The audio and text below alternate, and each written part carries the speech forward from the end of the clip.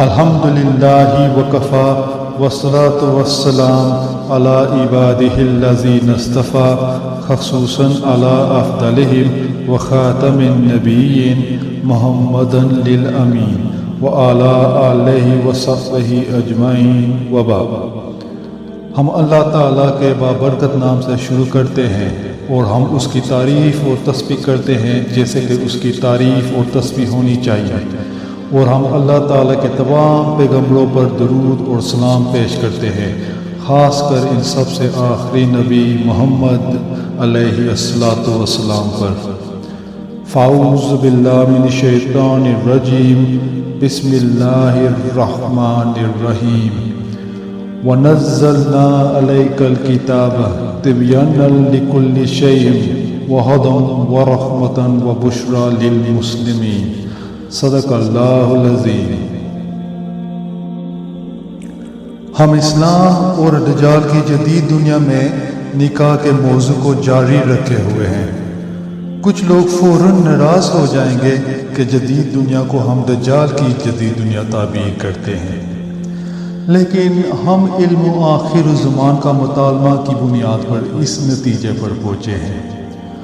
ہمارا ماننا ہے کہ دجال ہے جس نے اس جدید دور کو وجود میں لایا۔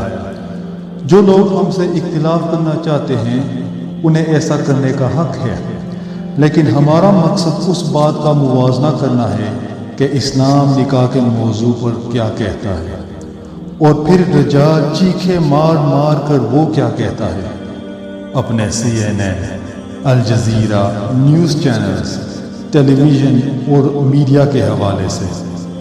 نکاح کے بارے میں یہ سب کیا کہتے ہیں؟ قرآن مجید کی سورۃ النحل میں اللہ تعالیٰ فرماتے ہیں، ہم نے یہ کتاب یعنی یہ پاک قرآن کو نازل کیا ہے آپ محمد پر علیہ الصلاۃ والسلام، تاکہ یہ قرآن ہر چیز کو بیان کر دے۔ تو جب ہم یہ جاننا چاہتے ہیں اس جدید دور کی حقیقت کیا ہے، تو کیا اس کا جواب لینے کے لیے ہم یونائٹڈ نیشنز کے پاس جائیں گے؟ نہیں۔ کیا ہم ARY یا GEO نیوز چینل سے جواب سیکھیں گے؟ نہیں۔ جب ہم یہ جاننا چاہتے ہیں کہ آج ہم جس دنیا میں رہتے ہیں، یہ عجیب دنیا، اس کی حقیقت اور اصلیت کیا ہے، تو ہم کو صرف قرآن سے جواب ملے گا۔ نکاح کے بارے میں سے پہلے اس عجیب جدید دور کی چھوٹی سی گفتگو کرتے ہیں، اور اگر آپ کے پاس اس کی وضاحت کرنے والا کوئی بھی جواب ہے تو ہم کو ضرور بتائیں۔ 2000 سال سے پہلے اللہ تعالیٰ نے بنی اسرائیل کو بیت المقدس سے نکال دیا تھا، اور پھر اللہ تعالیٰ نے ان پر پابندی لگا دی کہ وہ اس مقدس سرزمین اپنی ملکیت قرار دینے کے لیے کبھی واپس نہیں آ سکتے، جب تک کہ ایک خاص وقت آ جائے جو کہ آخر الزمان ہے۔ اللہ تعالیٰ نے اسرائیل کی ریاست کو تباہ کر دیا تھا۔ آج 2000 سال بعد مقدس سرزمین یہودیوں کے لیے آزاد ہو چکی ہے، تو ہم پوچھتے ہیں کیا یہ حادثاتی یا اتفاقی طور پر ہوا، یا پھر کوئی ایسی چیز ہے جو اس کی وضاحت کرتی ہے؟ آج 2000 سال بعد یہودی اس مقدس سرزمین پر واپس لوٹ آئے ہیں اور اس کو پھر اپنا بنا لیا ہے۔ ہم آپ سے پوچھتے ہیں کیا یہ حادثاتی یا اتفاقی طور پر ہوا؟ آج 2000 سال بعد اسرائیل کی ریاست بحال ہوئی ہے، اور ہم پوچھ رہے ہیں کہ کیا یہ حادثاتی طور پر ہوا ہے؟ آج دنیا کی حقیقت کیا ہے؟ ہم اسلام کے عالموں، مفتیوں، پیروں، علماء اکرام سے سوال کرتے ہیں۔ آج یہ ریاست اسرائیل بہت کم وقت میں ایک سپر پاور بن چکی ہے، ایک ایٹمی ہتھیاروں والی اسرائیل جو امریکہ کو کنٹرول کرتی ہے، وہی امریکہ جو دنیا میں حکمران ریاست ہے، اسرائیل اس کو کنٹرول کرتی ہے، اور یہ اسرائیل اب امریکہ کی جگہ دنیا میں حکمران ریاست بننے کے لیے تیار ہے۔ ہمارا جواب ہے کہ یہ سب حادثاتی یا اتفاقی طور پر نہیں ہو رہا ہے۔ ہمارا جواب یہ ہے کہ اس کے پیچھے دجال کا ہاتھ ہے۔ یہ ہمارا جواب ہے۔ اگر ہم غلط ہیں تو آپ ہمیں بتائیں کہ صحیح جواب کیا ہے۔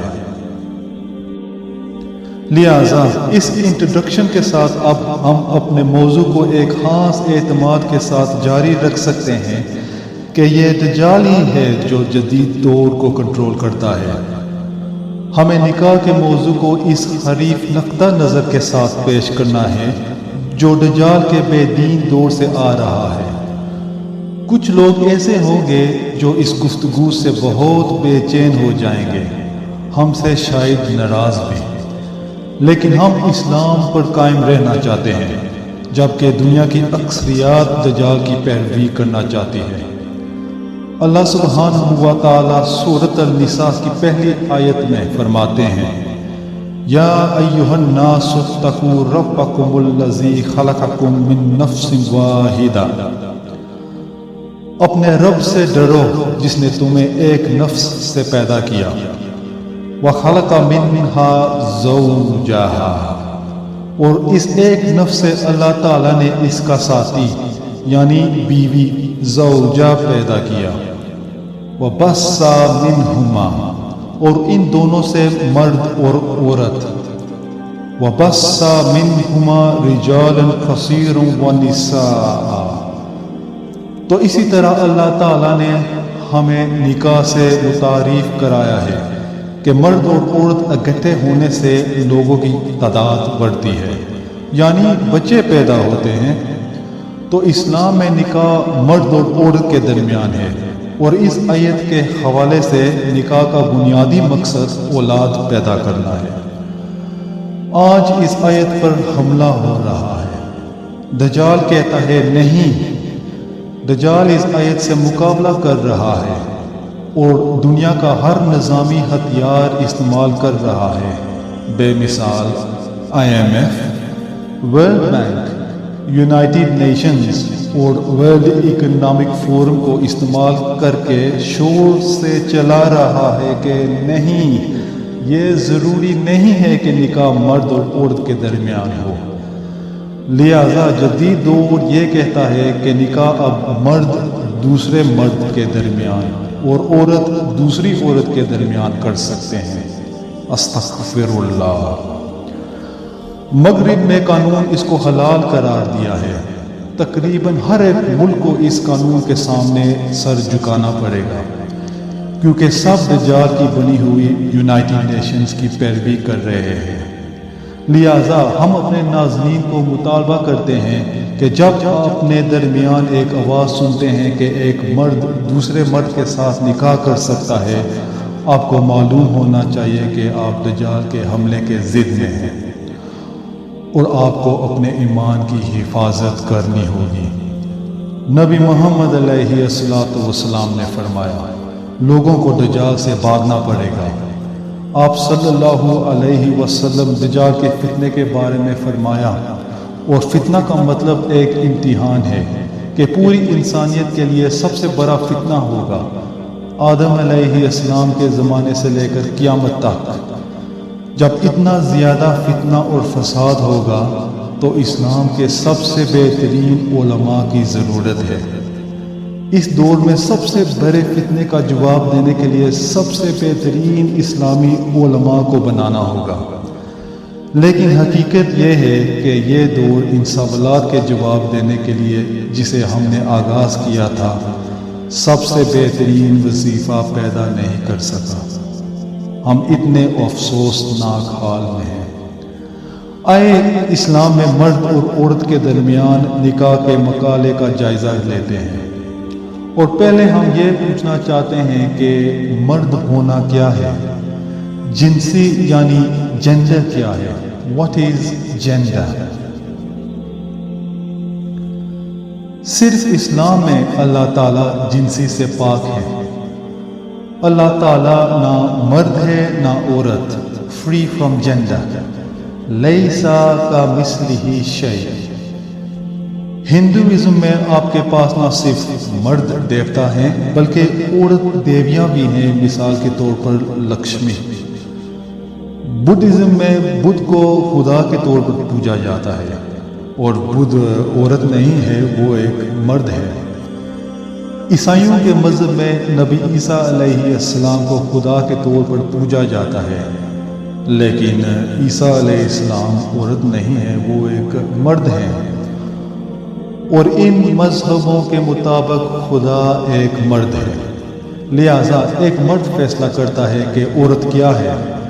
لیکن صرف اسلام میں اللہ تعالیٰ نہ مرد ہے نہ عورت، اور اللہ ہی ہے جو مرد اور عورت کی وظیفت کرتا ہے۔ اسی لیے ان میں کوئی سازگار نہیں ہے، یعنی کوئی ڈسکرمنیشن نہیں ہے۔ لیکن جب کہ اللہ تعالیٰ نہ تو مرد ہے نہ بھی عورت، غور کریں کہ وہ ہمیشہ اپنے آپ کو ہو اللہ کہہ کر مخاطب کرتا ہے۔ ہمیشہ اللہ کہتا ہے، کبھی نہیں کہتی ہے۔ وہ ہمیشہ مردانہ جنسی کا استعمال کرتے ہوئے اپنی تعریف کرتا ہے، حالانکہ وہ مرد نہیں ہے۔ اور ہم سوال پوچھتے ہیں کیوں؟ کیا اس کی یہ وجہ ہے کہ مرد کا مقام عورت سے زیادہ ہے؟ بالکل نہیں۔ تو اللہ تعالیٰ پھر اپنے آپ کو مردانہ جنسی کے حوالے کیوں پیش کرتے ہیں؟ یہی نہیں، اسلام میں جنڈر کا فلسفہ بہت دلچسپ ہے، ویری انٹرسٹنگ۔ اللہ تعالیٰ نے فرشتوں یعنی ملائکہ کو بنایا، اور وہ جنسی سے پاک ہیں، وہ نہ مرد ہیں نہ عورت، لیکن اللہ ان کو مذکر نام رکھے ہیں، جیسے کہ جبرائیل علیہ السلام، گیبریل، یا پھر میکائیل علیہ السلام، مائیکل، اسرافیل، عزرائیل۔ یہاں ہمیشہ مردانہ نام ہوتے ہیں، حالانکہ فرشتے تو مرد نہیں ہیں۔ لیکن سورۃ النجم میں اللہ تعالیٰ فرماتے ہیں کہ جو اللہ کے ساتھ کفر کرتے ہیں وہ فرشتوں کو عورتوں کے نام دیتے ہیں، یعنی فرشتوں کو عورتوں کے نام دینا حرام ہے۔ اور ہم پوچھتے ہیں ایسا کیوں ہو رہا ہے؟ یہ اسلام میں جنسی یا جنڈر کا ایک فلسفہ ہے، اور بھی ہے۔ اللہ اپنے بندوں سے کبھی ناانصافی نہیں کرتا۔ ایک عورت نبی کریم علیہ السلام کے پاس آئی اور شکایت کی کہ وحی نازل ہو رہی ہے اور اللہ ہمیشہ مردوں کو بیان کرتے ہیں، وہ ہم عورتوں سے خراب کیوں نہیں کرتے؟ تو اللہ تعالیٰ نے وحی نازل فرمائی، مومن مردوں سے کہو اور مومن عورتوں سے کہو، نیک مردوں سے کہو، نیک عورتوں سے کہو، نماز پڑھنے والے مردوں سے اور نماز پڑھنے والی عورتوں سے، روزہ رکھنے والے مردوں سے اور روزہ رکھنے والی عورتوں سے۔ یہی اشارہ کرتا ہے کہ نہیں، میں مردوں کے حق میں یہ عورت کے خلاف امتیازی سلوک نہیں کر رہا، بالکل نہیں۔ اللہ تعالیٰ عادل ہے، لیکن ہمارے پاس اور کچھ بھی ہے۔ اللہ تعالیٰ نے انبیاء بھیجے، اور نبی محمد علیہ السلام نے فرمایا کہ اللہ نے 1,24,000 پیغمبر بھیجے، اور تمام انبیاء رجال تھے، یعنی مرد، کوئی ایک عورت نہیں تھی، ایک بھی نہیں۔ اور ہم سوال کرتے ہیں کہ کیوں؟ کیا کوئی گہرا پیغام ہے جو جنسی یعنی جینڈر کے فلسفے کے حوالے سے بھیجا جا رہا ہے؟ اللہ تعالیٰ نے 1,24,000 پیغمبر کیوں بھیجے جو سب مرد بنا کر بھیجے اور ایک بھی عورت نہیں؟ ہم ان سے پوچھتے ہیں جو دجال کی پیروی کرتے ہیں، اپنے فیمنسٹ انقلاب جو خواتین کے حقوق کا ڈول بجاتے رہتے ہیں۔ بڑی مہربانی، کیا آپ ہمیں جواب دے سکتے ہیں؟ آپ کے پاس کوئی جواب ہے؟ جب اللہ تعالیٰ نے اماموں کو مقرر کیا، یعنی آپ کا جو امیر ہوتا ہے، آپ کا حکمران یا آپ کا لیڈر، جب اللہ نے پہلی بار لفظ امام استعمال کیا تو ایک مرد کے لیے کیا، ابراہیم علیہ السلام۔ میں آپ کو پوری انسانیت کا امام بناتا ہوں، اللہ نے کہا۔ ابراہیم علیہ السلام نے پوچھا کہ کیا میری نسل میں سے بھی امام ہوں گے؟ جواب ہاں تھا۔ تو جب ہم ابراہیم علیہ السلام کی نسل کو دیکھتے ہیں کہ آیا کوئی امام تھا جو ایک عورت تھی، تو ہمیں ایسا کچھ نہیں ملا۔ جو امام ابراہیم علیہ السلام سے آئے وہ سب مرد تھے، لہٰذا صرف انبیاء ہی مرد نہیں تھے، امام یعنی حکمران بھی سب مرد تھے۔ اور اسی طرح ہمارے پاس اسلام میں جنسی کا ایک فلسفہ ہے جو ہمیں صاف دکھائی دے رہا ہے۔ And so we have a philosophy of gender in Islam which is emerging very plain and very clear. مسجد میں نماز کی امامت کون کراتا ہے؟ امام ہمیشہ ایک مرد ہی ہوتا ہے۔ اور امام کے پیچھے کون کھڑے ہوتے ہیں؟ صحیح مسلم میں ابھی تک یہ حدیث موجود ہے۔ نبی محمد علیہ السلام نے فرمایا، جب عورت مسجد میں سجدے میں جائے تو مردوں کی نسبت زیادہ دیر تک سجدہ میں رہے۔ کیوں؟ کیونکہ کچھ مرد کے پاس شاید اتنا کپڑا نہ ہو کہ وہ اپنے آپ کو ٹھیک سے ڈھانپ سکے، اور کوئی عورت اپنا سر اٹھائے تو یہ ایک ناپسندیدہ منظر ہوگا۔ اکثر خواتین نے یہ حدیث کبھی نہیں سنی۔ اس حدیث کا مطلب ہے، نمبر 1، عورت کو مسجد میں نماز پڑھنے کی اجازت ہونی چاہیے، ان کے پاس اختیار ہے۔ ابھی کچھ امام شاید ہمارے ساتھ ناراض ہو جائیں گے۔ جاؤ اپنی مسجد کی کمیٹی سے پوچھیں یہ کہاں ہیں آج۔ نمبر 2، عورتوں جب مسجد میں آئیں تو مردوں کے پیچھے نماز پڑھیں، یہ اسلام ہے۔ اللہ تعالی اللہ علیہ وسلم نے عورتوں کو مردوں کے پیچھے کھڑا کیا۔ آپ صلی اللہ علیہ وسلم عورتوں کو اوپر بالکنی میں نہیں رکھا۔ آپ علیہ السلام عورتوں کو نیچے بیسمنٹ میں نہیں رکھا۔ آپ علیہ السلام عورتوں کو علیحدہ کمرے میں نہیں رکھا۔ آپ علیہ السلام عورتوں کو ایک کرٹن کے پیچھے نہیں رکھا۔ جنازہ مرد اور عورت نے ایک ہی جگہ میں نماز ادا کی جہاں عورت مردوں کے پیچھے نماز پڑھی۔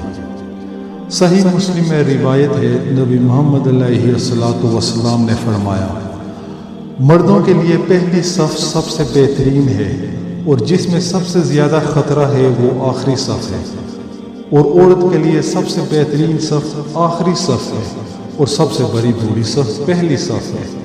کیوں؟ جواب، جیسا مسجد بڑی ہے، مردوں کی آخری صف عورتوں کے قریب تر ہوتی جاتی ہے، اور یہاں پر خطرہ ہے، تو عورتوں مردوں کے پیچھے نماز پڑھتی ہیں۔ کیا یہ امتیازی سلوک ہے؟ کیا یہ عورتوں کے خلاف ناانصافی ہے؟ اگر آپ عورتوں کو مردوں کے آگے رکھیں گے تو کیا ہوگا؟ میرے سمیت آج کسی بھی ایماندار مرد سے پوچھ لیں، ہم نماز نہیں پڑھ سکیں گے۔ اللہ نے عورت کو خوبصورت بنایا۔ اگر آپ عورتوں کو مردوں کے آگے رکھیں گے تو ہم مرد اللہ کی عبادت کے بجائے عورتوں پر دھیان زیادہ دیں گے۔ اس لیے عورتوں کو رکھنے کے لیے سب سے محفوظ جگہ مردوں کے پیچھے ہے۔ یہ اللہ تعالیٰ کی حکمت ہے۔ یہ عورت کے خلاف امتیازی سلوک نہیں ہے، نہ کہ کوئی انصافی۔ جب بچہ پیدا ہوتا ہے تو عقیقہ ہوتا ہے۔ آپ علیہ السلام نے فرمایا، اگر لڑکا ہو تو 2 قربانی کرو، اور اگر لڑکی ہو تو 1 قربانی کرو۔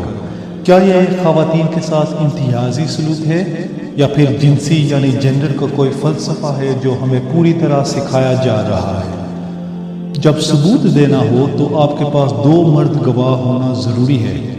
جب 2 مرد نہ ہو تو پھر آپ کے پاس 1 مرد اور 2 خواتین گواہ ہو سکتے ہیں۔ کیا یہ خواتین کے ساتھ امتیازی سلوک ہے، ناانصافی ہے، یا جنسی کا کوئی فلسفہ ہے جو ہمارے سامنے پیش کیا جا رہا ہے تاکہ ہم سمجھ سکیں کہ جینڈر کیا ہے اور مزید نکاح کی بنیاد کو سمجھ سکیں؟ شاید جو فیمنسٹ انقلاب اور اس کے حقوق کو مانتی ہوئی خواتین کو غصہ آ رہا ہے، کیونکہ سچ اور حق اللہ تعالیٰ سے آتا ہے، دجال سے نہیں۔ جب اللہ نے سب سے پہلے انسان کو بنایا جو کہ ایک مرد ہے، آدم علیہ السلام، اور پھر ان سے ان کے شریک سے ان کی زوجہ بنائی جو کہ ایک عورت تھی، مرد نہیں، حوا علیہ السلام، اور اللہ نے ان دونوں کو جنت میں رہنے کا حکم دیا۔ تو نکاح جنت کے لیے ہے، اور اگر آپ شادی شدہ ہیں اور آپ کے رشتے میں یا زندگی جہنم جیسی ہے، پھر اس شادی میں کچھ گڑبڑ ہے، کیونکہ شادی کا مطلب جنت ہے، اور کھاؤ پیو جنت کے مزے لو۔ اگر ہم خوش قسمت ہیں اور ہمارے گناہوں کو معاف کر دیا گیا تو پھر انشاءاللہ ہم جنت میں اپنے میاں یا بیوی کے ساتھ ہوں گے۔ تو ایک مرد اور عورت کے درمیان شادی کا مطلب ہے ہمیں خوشی اور سکون ہونا چاہیے۔ سورۃ الروم میں اللہ تعالیٰ مزید بیان کرتے ہیں اس جنت کے ٹکڑے کے بارے میں جو کہ شادی میں موجود ہونا چاہیے۔ وَمِنْ آیَاتِهِ، اور اس کی نشانیوں میں سے یہ ہے ان خلق لکم من انفسکم ازواجا لتسکنوا الیہا، اور اس کی نشانیوں میں سے یہ ہے کہ اس نے تمہارے لیے تمہاری ہی ذاتوں میں سے تمہاری بیویوں کو پیدا کیا، لتسکنوا الیہا، تاکہ تم ان کے ساتھ سکون کے حالات میں رہو۔ یہ سکون کیا ہے؟ سکون جنت کا ذائقہ ہے جو کہ شادی کو دینا چاہیے۔ ان کو جنت سے باہر بھیجنے کے بعد اللہ تعالیٰ فرماتے ہیں تم میری ہدایت پر چلو اے مرد اور عورت، اگر تم میری رہنمائی پر عمل کرو گے تو تمہیں کوئی غم یا تکلیف نہیں ہوگی۔ وہ ہدایت کیا ہے؟ سورۃ النساء میں اب ہم اسلام میں جنسی کے فلسفے یعنی فلسفی یا جینڈر کی سمجھ کی طرف آتے ہیں، کیونکہ یہ شادی پر اثر انداز ہوتا ہے۔ آیات 34 سورۃ النساء، الرجال قوامون علی النساء، کہ مرد اپنی عورتوں کے رشتے سے قوام ہے۔ یہ قوام کیا ہے؟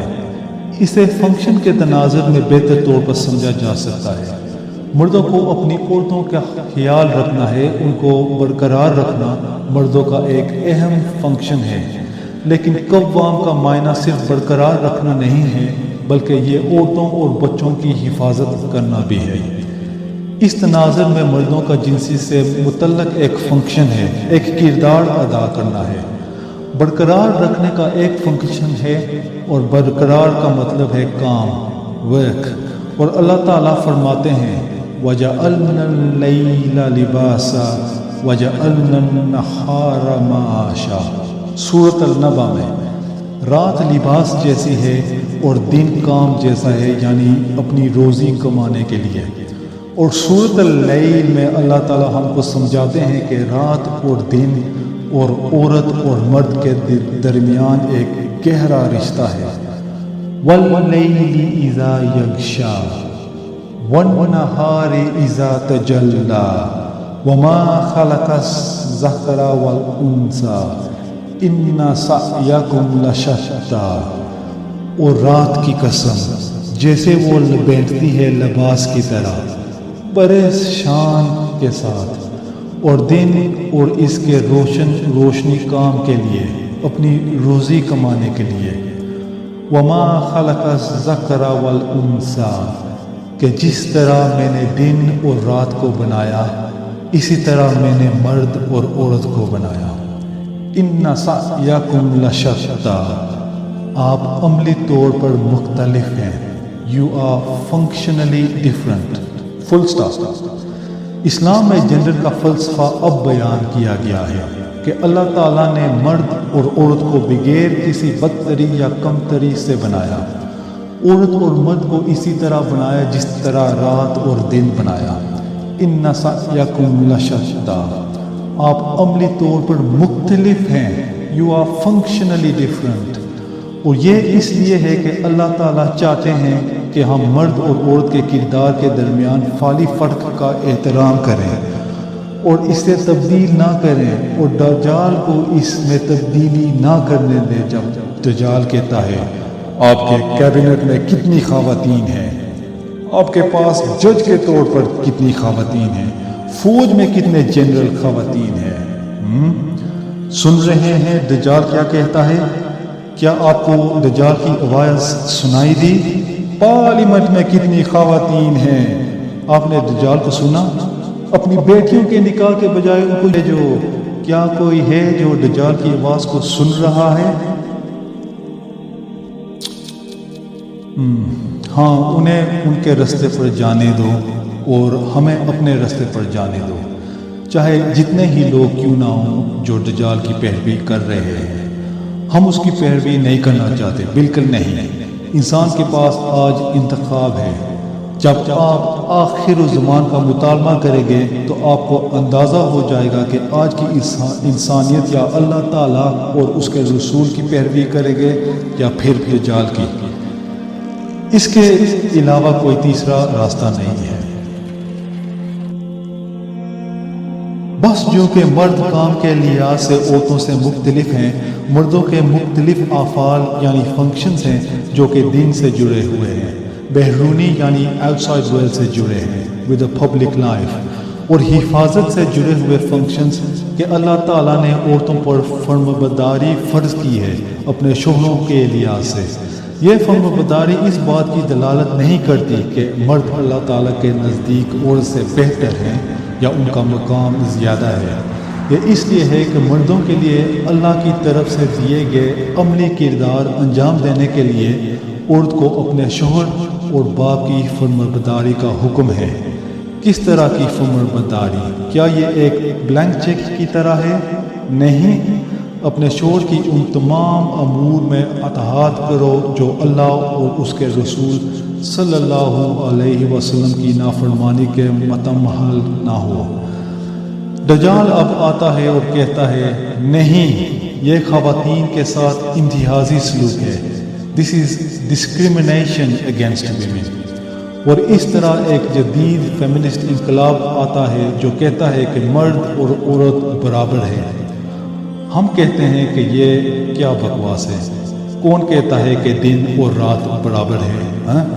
کیا دن اور رات برابر ہیں؟ کیا آپ کے دماغ میں کوئی عقل نہیں ہے؟ نہیں، آئے ہم سکھاتے ہیں آپ کو اس موضوع کے بارے میں۔ معذرت، اللہ تعالیٰ ہم کو سکھاتے ہیں قرآن کریم میں، دن اور رات ایک دوسرے کے برابر نہیں ہیں۔ دن اور رات ایک دوسری کی تعریف کرتے ہیں، they complement each other۔ مرد اور عورت ایک دوسرے کے برابر نہیں ہیں، بلکہ مرد اور عورت ایک دوسرے کی تعریف کرتے ہیں۔ Men and women are not equal to each other. Men and women complement each other. Perhaps someone needs to tell that to the feminist revolution and those who keep beating the drums of men and women being equal. اور یوں ہی اسلام میں gender کا ایک فلسفہ سامنے آیا ہے جس پر اب حملہ ہو رہا ہے۔ اب ایک نیا فلسفہ زبردستی ہمارے سامنے لایا گیا ہے جو کہتا ہے کہ مرد اور عورت ایک دوسرے سے برابر ہیں، اور جو کچھ بھی مرد کرتا ہے عورت کو آزادی ہونی چاہیے کہ وہ بھی کر لے۔ جب یہ رات دن کی طرح بننے کی کوشش کرتی ہے، شادی کو کچھ ہو جاتا ہے۔ یاد رکھیں وَبَثَّ مِنْهُمَا رِجَالًا كَثِيرًا وَنِسَاءً، نکاح کا ایک فعال کردار ہے، یعنی بچے پیدا ہونے کے لیے۔ پھر آپ کا ایک پریوار ہوتا ہے، اور اگر آپ اس وقت نکاح کر لیتی ہو جب اللہ تعالیٰ چاہتے ہیں کہ تم کرو، تو پھر آپ کے بچے ہوں گے اور وہ شادی کریں گے، اور آپ کے پوتے پیدا ہوں گے اور وہ بھی بڑے ہو کر شادی کریں گے، اور آپ کے پوتوں کے بچے ہوں گے۔ لہٰذا آپ کو ایک ہی وقت میں خاندان میں نسل در نسل پیدا ہوگی۔ 4 نسلیں ایک ہی چھت کے نیچے کتنی ضروری ہے۔ جب دادا یا بردادا بولتے ہیں تو ہر ایک کو سننا پڑتا ہے، تو سرکار کو اپنی منسٹری آف جینڈر افیئرز کو بھیجنے کی ضرورت نہیں پڑتی ہم کو سکھانے کے لیے کہ مرد کیا ہے اور عورت کیا ہے۔ ہماری خود کی منسٹری موجود ہے، 4 نسلیں ایک ہی چھت کے نیچے۔ یہ فیملی یونٹ معاشرے کا بنیادی ستون ہے۔ A family is the building block of society۔ اگر فیملی پر حملہ کیا جائے تو سماجی نظام پر حملہ ہو رہا ہے۔ If you attack the family, you are attacking the social order۔ جب فیملی کی نسلیں بڑھتی ہوئی جاتی ہیں، یہ بچوں پر اچھا اثر ہوتا ہے، ایک ڈسپلن ہوتا ہے۔ اب صرف ماں یا باپ نہیں بلکہ پورا خاندان ہے۔ پھر خاندان مل کر ایک قبیلہ بناتا ہے، اور قبیلے اکٹھے ہونے سے ایک قوم بنتی ہے۔ اور اسی طرح سب کچھ کی بنیاد شادی اور نکاح پر کھڑی ہے۔ اگر آپ مرد اور عورت کے درمیان کے رشتے کو بدل دیتے ہیں کہ مرد کی ذمہ داری ہے برقرار رکھے، حفاظت کرے، اور عورت کی ذمہ داری ہے کہ وہ فرمانبردار ہو، اگر آپ اسے تبدیل کرتے ہیں اور اس پر حملہ کرتے ہیں تو آخر کار آپ ایک ٹوٹے ہوئے معاشرے میں رہے ہوں گے۔ آج پوری دنیا کو دیکھیں، جہاں بھی دجال شادی کے کردار کو بدلنے میں کامیاب ہوا ہے وہاں معاشرہ تباہ ہو رہا ہے۔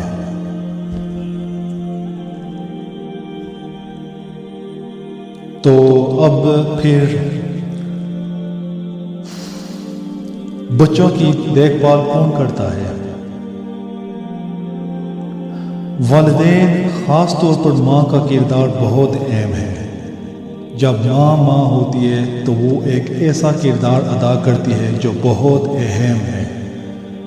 ربی ارحما کما ربیانی صغیرا۔ والدین کا کردار اپنے بچوں کے حوالے سے رب جیسا ہوتا ہے، لیکن باپ روزی کمانے کے لیے زیادہ تر باہر کام پر ہوتا ہے، تو بچوں کی پرورش میں ماں کا بڑا کردار ہوتا ہے۔ جب وہ کامیابی سے کردار ادا کرتی ہے تو ہمیں سمجھ آتی ہے کہ جنت تمہاری ماں کے قدموں کے نیچے کیوں پڑی ہے۔ لیکن پارٹ ٹائم ماں کے بارے میں کیا خیال ہے جو پارٹ ٹائم ماں ہوتی ہے؟ دجال وہ ہے جو کہتا ہے گھر سے باہر نکل آؤ، باہر آئے اور کام کریں، ایک کریئر بنائیں۔ کریئر حاصل کرنے کے لیے آپ کو کتنی قیمت ادا کرنی پڑے گی آپ کو معلوم ہے؟ جب آپ اپنے فعال کردار کو چھوڑ دیتے ہیں، جب رات ہی رات نہیں رہتی تو بچوں کو کون سنبھالے گا؟ لہذا دجال کی بے دین دنیا میں پارٹ ٹائم ماما آ جاتی ہیں اور بچے اب نظر انداز ہو رہے ہیں۔ اسے اب کام پر جانا ضروری ہے اور باس نے اسے صرف 6 ہفتوں کی چھٹی دی۔ بچے کی عمر صرف 6 ہفتے ہیں اور اسے بچے کو ایک ڈے کیئر سینٹر یا نرسری میں چھوڑنا پڑتا ہے تاکہ وہ کام پر جا سکے۔ کیوں؟ دجال نے کروایا۔ ہم آپ سے کہہ رہے ہیں آپ اپنے بچے کو نظر انداز کر رہے ہیں۔ بچے سے پوچھے کہ آپ کو ڈے کیئر سینٹر چاہیے یا ماں، تو وہ ہمیشہ ماں کہے گا۔ تو اندازہ لگاؤ کہ جب وہ بچہ بڑا ہوگا تو آپ کے ساتھ کیا کرے گا، کیونکہ اس کو بھی کام کرنا پڑے گا، اس کو بھی کام پر جانا ہوگا۔ بچہ بڑا ہو کر کہے گا میرے پاس اور کوئی راستہ نہیں، آپ کو اولڈ پیپلز ہوم میں رکھنا پڑے گا۔ یہی ہے معاشرے کی تباہی، جو ہمارے برے والدین کو ایک ڈے کیئر سینٹر میں رکھا جاتا ہے۔ یہ مجھے انسانوں کا خوار خانہ لگتا ہے۔ A scrapyard of human beings. Shame on us.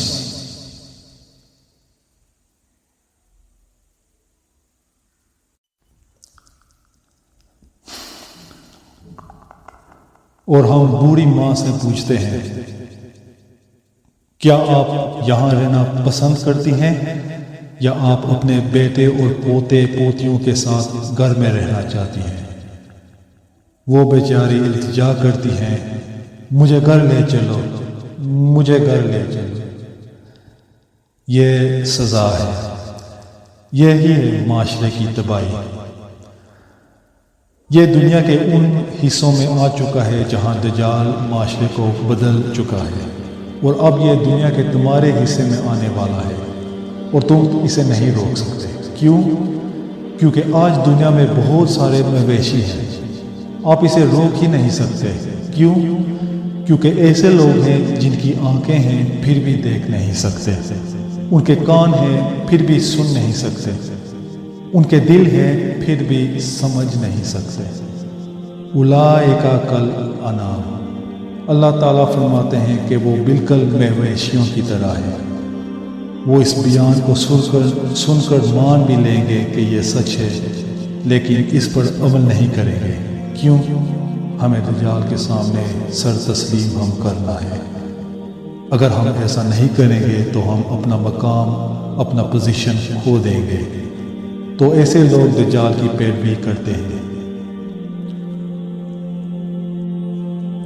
یہ اس لیے ہے کہ اللہ تعالیٰ چاہتے ہیں کہ مرد فعال طور پر مرد ہی رہیں، شادی میں مردوں کے طور پر اپنا کردار ادا کریں کہ اللہ تعالیٰ خود کو بیان کرنے کے لیے مردانہ جنسی کا انتخاب کرتے ہیں، کہ وہ فرشتوں کو مردانہ نام دیتے ہیں، کہ 1,24,000 پیغمبر مرد بنا کر بھیجا، کہ اماموں کو مرد مقرر کیا، امیر المؤمنین ایک مرد ہوتا ہے، کہ نماز کی امامت کرنے والا ہمیشہ ایک مرد ہونا چاہیے، کہ ایک لڑکا ہو تو 2 قربانی، لڑکی ہو تو 1، اور ثبوت کا قانون، کیونکہ مردوں کو عوامی زندگی کا تجربہ ہوتا ہے اس لیے، اور جب عورت ایک عورت ہوتی ہے اسے عوامی زندگی یا باہر کی دنیا کا ایکسپیرینس نہیں ہوتا، جب اسے عوامی زندگی کا سامنا کرنا عام ہو جاتا ہے تو جو قیمت ادا کرتی ہے وہ یہ ہے کہ وہ اب حقیقی معنوں میں ایک عورت نہیں ہے۔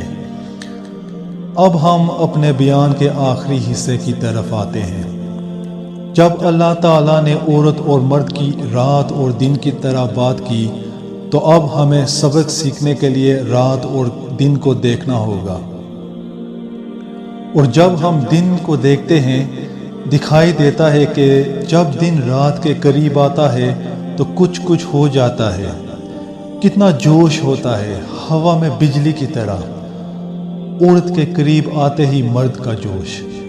ہر غروب آفتاب آپ کو بتانے کے لیے آسمان خوبصورت رنگوں سے بھرا ہوا ہوتا ہے، ہر غروب ایک پیغام ہے کہ آپ کو مرد اور عورت کے درمیان اس جوش کو برقرار رکھنا چاہیے، اور جب دن آخر کار رات سے ملتا ہے کہ دیکھیں سورج رات کی باہوں میں آگ کے کولے کی طرح ڈوب جاتا ہے، اللہ تعالیٰ مرد اور عورت کے رشتے کا پیغام دے رہے ہیں، اور تم پر افسوس اگر تم اس کے ساتھ چھیڑ چھاڑ کرتے ہو، اور اسی پر دجال حملہ کر رہا ہے۔ اس لیے آج دنیا کی حقیقت سمجھنے کے لیے آپ کو آخر الزمان کا مطالعہ کرنا ہوگا۔ وہ کتاب الفتن کی حدیث کوئی فیری ٹیل کہانیاں نہیں تھی۔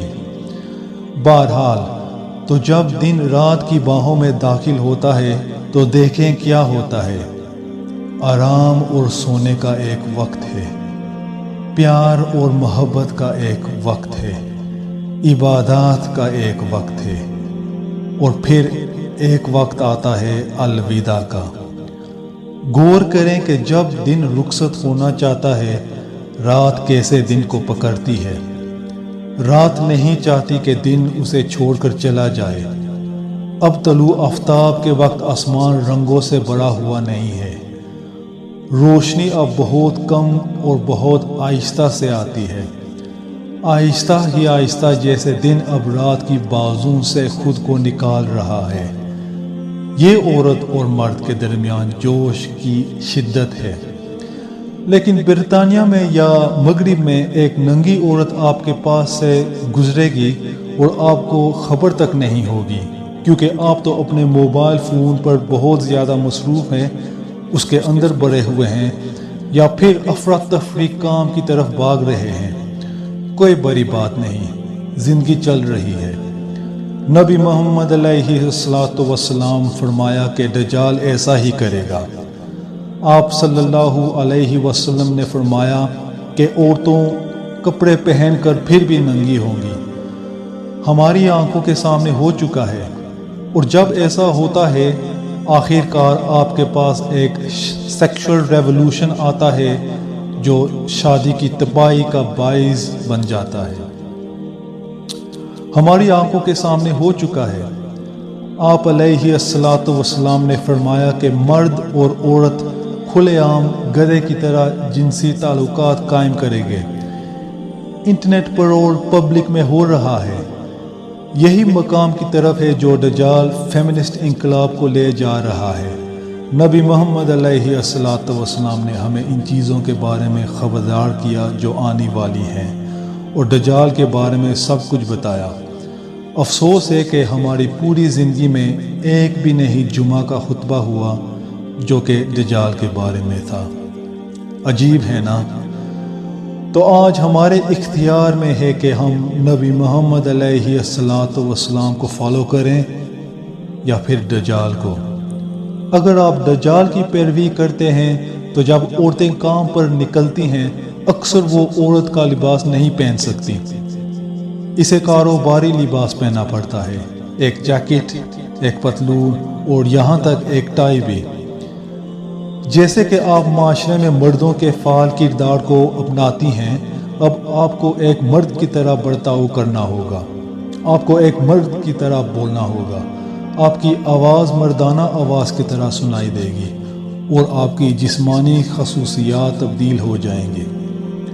اور جیسا آپ اپنی نسوانیات کھو دیتی ہیں، as you lose your femininity, the day will no longer be attracted to the night. دن اب رات کی طرف متوجہ نہیں ہوگا۔ لندن جا کے دیکھ لیں، اور جب دن رات کی طرف متوجہ نہ ہو تو پھر قوم لوط علیہ السلام کی دنیا میں خوش آمدید۔ تباہی، ہر طرف تباہی ہی تباہی۔ دجال کے ماڈرن فیمنسٹ ریولوشن ہمیں قوم لوط علیہ السلام کے گناہوں کی طرف لے آیا۔ That is the bitter reality of your pathetic feminist revolution which has come from Dajjal. ختم کرنے کے لیے ہمیں صرف ایک اور چیز شمال کرنے کی ضرورت ہے۔ جیسے رات دن بننے کی کوشش میں لگ جاتی ہے، عورت نہ صرف اپنی فیمنینٹی کھو دیتی ہے بلکہ اسے شادی کی تاخیر بھی کرنی پڑتی ہے، ڈیلے ہر میرج۔ تو اب وہ 14 سال کی عمر میں شادی نہیں کرنے والی ہے۔ 14 سال کی عمر میں صرف اللہ تعالیٰ سے ہدایت لینے والے ہی شادی کرتے ہیں۔ دجال سے ہدایت لینے والے کہتے ہیں نہیں، اور اب وہ شادی کو اتنی دیر تک ڈیلے کرتی ہے، وہ اپنی زرخیزی کھو دیتی ہے۔ She loses her fertility. اب بچہ پیدا نہیں کر سکتی، عمر گزر گئی ہے، اس لیے اسے فرٹیلیٹی کلینک جانا پڑتا ہے، اور جب وہاں کی رقم پوری نہیں کر سکتی تو پھر ایک غریب عورت کے پاس جاتی ہے جو کہ اصل میں غلام یا نوکرانی ہے۔ یہی نوکرانی فرٹیلیٹی کلینک میں جائے گی اور آپ کے شوہر کے بچے کو جنم دے گی۔ پوری دنیا میں ہو رہا ہے، یہاں پاکستان میں بھی۔ 1400 سال پہلے نبی محمد علیہ السلام نے فرمایا، قیامت یعنی آخر الزمان کی نشانیوں میں سے ایک یہ ہے کہ ایک غلام عورت اپنی مالکین کو جنم دے گی۔ مطلب آخر الزمان میں لڑکوں سے زیادہ لڑکیاں پیدا ہوں گی۔ آپ علیہ السلام نے آخر الزمان کے بارے میں فرمایا کہ ایک مرد کو 50 عورتوں کی ذمہ داری لینی ہوگی۔ کیوں؟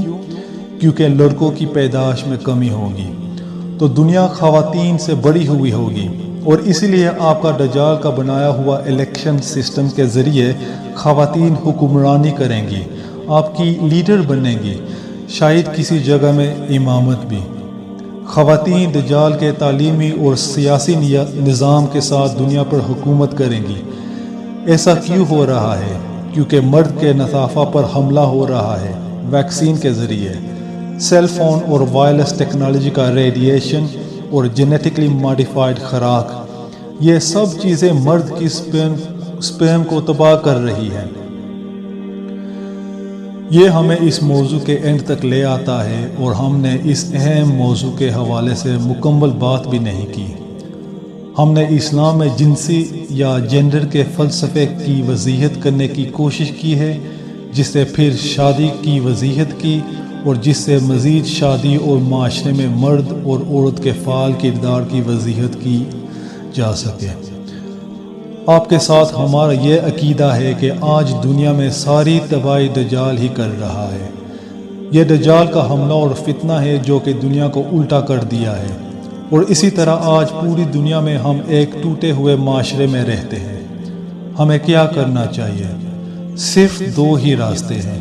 اگر آپ اللہ تعالیٰ اور اس کے رسول صلی اللہ علیہ وسلم کی پیروی نہیں کرتے تو پھر آپ دجال کی پیروی اس کی فالو کر رہے ہیں۔ ہم دعا کرتے ہیں کہ اللہ تعالیٰ ہمیں دجال کے فتنے سے محفوظ رکھے، خصوصاً ہماری بیویوں، بہنیں اور بیٹیوں کو جو کہ دجال کے بنایا ہوا فیمنسٹ انقلاب کے چکر میں آ گئیں اور گھروں سے باہر بھاگ رہی ہیں۔ ہم دعا کرتے ہیں اگر اس موضوع کے دوران ہم کو سمجھانے میں یا آپ کی سننے میں کسی قسم کی کمی رہ گئی ہو، غلطی یا سستی ہوئی ہے، تو آپ غفور الرحیم ہیں اعلیٰ کل شیء قدیر ہیں، اپنی رحیمی اور کریمی کے صدقے ہم کو معاف فرمائے۔ اللہم انی اعوذ بک من عذاب القبر ومن عذاب جہنم ومن فتنة المحیا والممات ومن شر فتنة المسیح الدجال۔ ربنا تقبل منا انک انت السمیع العلیم وتب علینا انک انت التواب الرحیم برحمتک یا ارحم الراحمین۔